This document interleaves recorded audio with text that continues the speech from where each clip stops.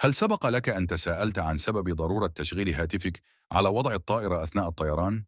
أعني أن الأمر ليس مجرد استخدام هاتفك الذي يمكن أن يسبب مشاكل، بل يعتمد في الواقع على أنك ترى أن هاتفك يتصل باستمرار بأبراج الهواتف المحمولة.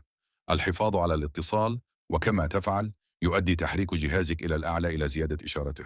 البقاء على اتصال وتداخل هذه العملية مع نظام الملاحة في الطائرة قد يؤدي إلى حدوث مشاكل.